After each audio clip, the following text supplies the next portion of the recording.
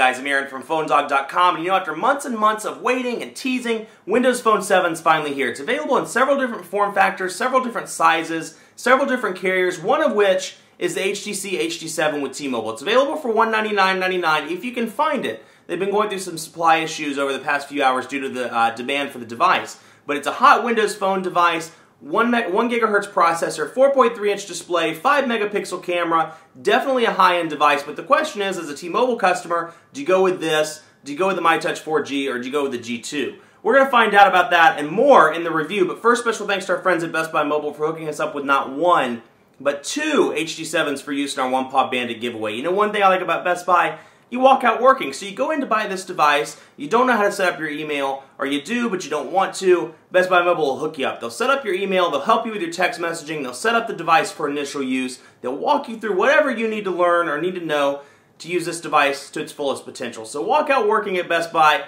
cool feature from Best Buy Mobile. But enough of that, let's get into the HTC HD7 review, and it starts right now. Okay, here's the HTC HD7 with T-Mobile. It's available now, as I said, for $199.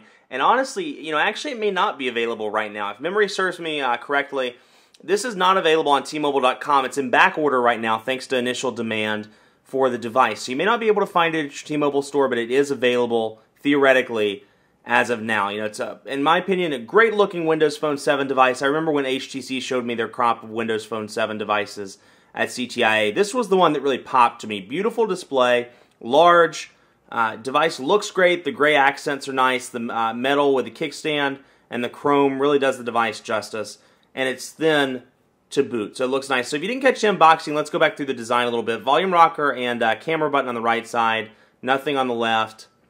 Headphone jack, 3.5mm headphone jack, a micro USB charging port on the bottom, and of course your power button on the top. Now I've been using this as my personal device for a few days just to get an idea of Windows Phone 7 and how it works in daily use.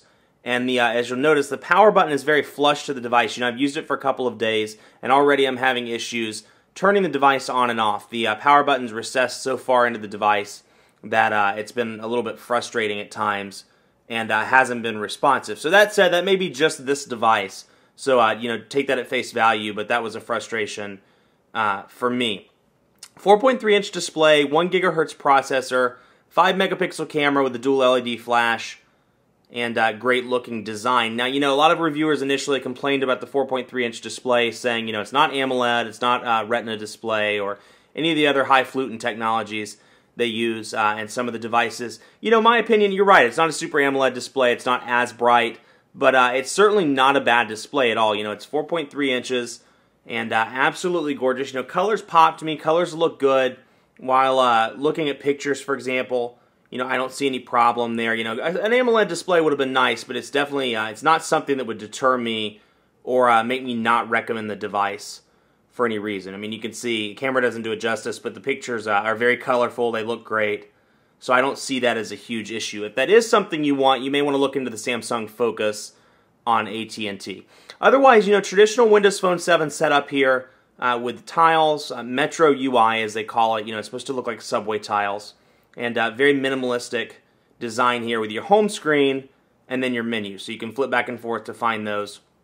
Otherwise, T-Mobile installed apps on this device, Netflix, Slacker Radio, T-Mobile TV, which is kind of like Sprint TV, but on, obviously, T-Mobile, Family Room, of course, Xbox Live, and HTC's Hub, and Telenav GPS Navigator. Now, HTC's Hub, as you know, HTC Sense, in its present form, isn't allowed on Windows Phone 7. So this is HTC's closest attempt to get Sense on Windows Phone 7. You have to click into it. It's a program, but HTC Hub, you'll notice right out of the box. Similar clock, shows some of the featured apps that you remember from the full version of Sense, like Stocks, and if you'll find, we'll get more and jump into the marketplace. You'll see some familiar applications. Converter, flashlight, photo enhancer, Stocks, things like that. As well. So if you miss the Sense experience, it's not in its full form like it is on Android devices or on the old Windows Mobile 6.5 devices like the HD2, but the Hub is there, so that's a cool feature.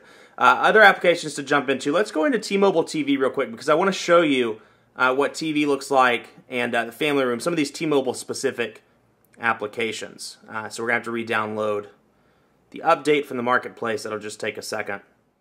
Okay, so we downloaded the update. T-Mobile TV is popping up now. And like Sprint TV, you get some basic channels for free, but to do the full subscription, it's $9.99 per month to get your premium channels, as they're called. So we're going to do a 30-day trial of that just so you can get an idea. And you can see what's in there. Now I'm going to do a quick clip, but I don't want to spend too much time on this because we have a lot to cover in these videos. Let's go to ABC News now.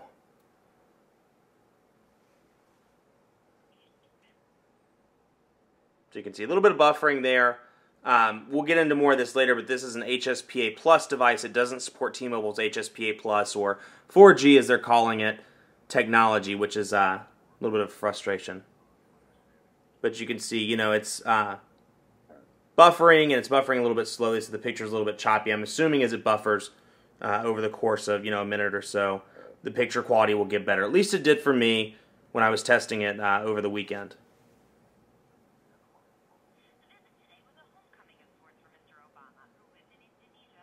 So you can see, there we go, it starts to pick up a little bit there, but enough of that.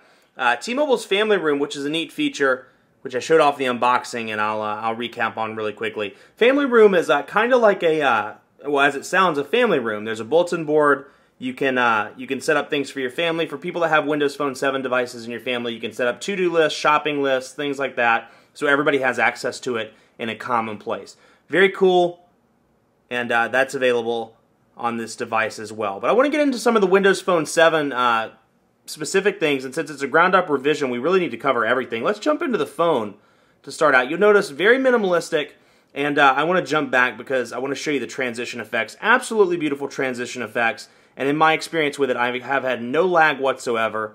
It's been a fantastic, fantastically fast device. So, fantastically fast, if that makes any sense. But you can see the transitions are great.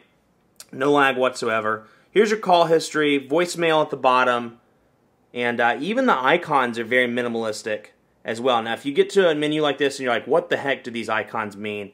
You can scroll up, and in addition to the settings for that particular menu, you can see below where it says voicemail, keypad, and people. So that's available as well. Now, here's your dial pad, nice and large, and gives you signal strength from the dial pad. Now, when you jump back to the main menu, one thing that frustrates me, you'll notice the time is there, but you don't see the battery indicator or the signal strength indicator, which is you have to swipe it down to display that, and that's fine, but there's no permanent option or setting in the menu, rather, to keep it permanent on the display. As you'll see in a few seconds, it'll pop back up just like that, and it's gone. So, you know, it's a frustration for me. I like to see that. Some people don't, but it would be nice, at least in a future version of Windows, if they enabled that to where you could set it permanently.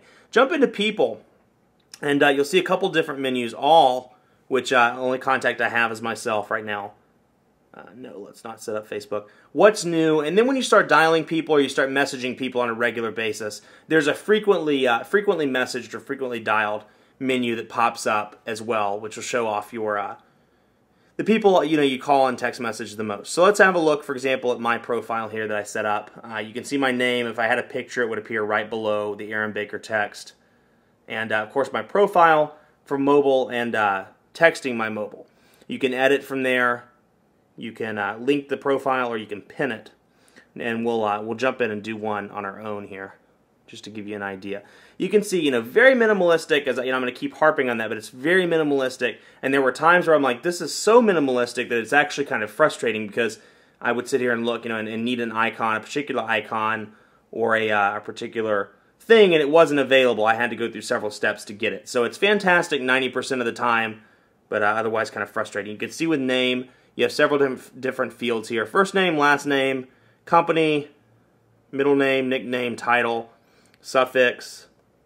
So we'll just put in just something here. And we'll save that. Bob Johnson.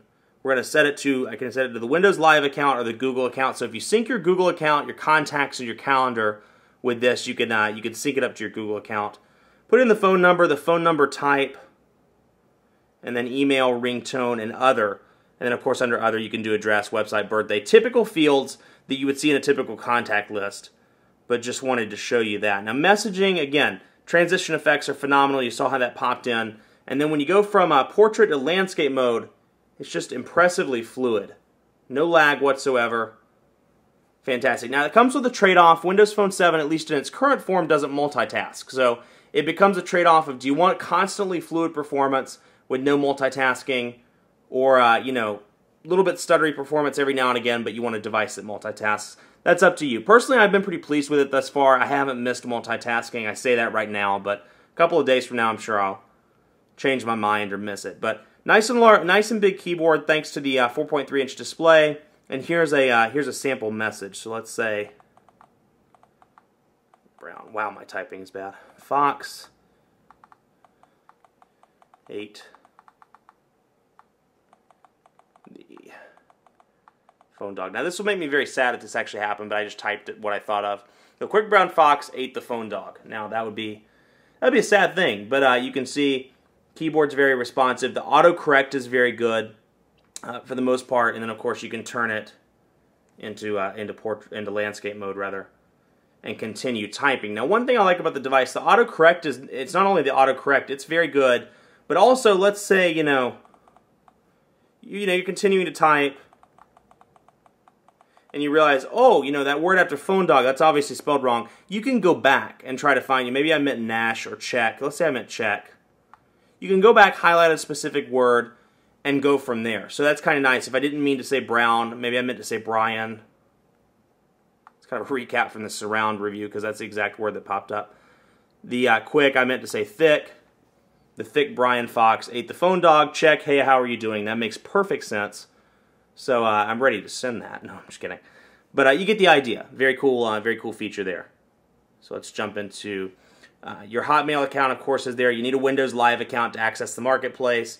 So make sure to set up one of those before you get your device, but I have my my Google account set up as well. So just to give you a quick walkthrough with email, very, again, simplistic, very minimalistic. And with the words up top kind of hanging off the display, initially when I saw the emulators at CES earlier in the year, some of the other trade shows, I thought I was going to hate it, but it's actually been very enjoyable experience. So, Google Buzz is the only email that I have in there, but you get an idea. Looks clean. Again, very fluid, and then at the bottom you get the option to respond, delete, and go back to your newer emails or go to your older emails as well. So, very fluid, nice big text at the top, tells me which account it came from, and then I can scroll over to unread, flagged, urgent, and back to all. So again, thought I was going to be frustrated with the text at the top, but it was a surprise. I've actually been very pleased with the overall look. But that's an idea of what the Mail app looks like.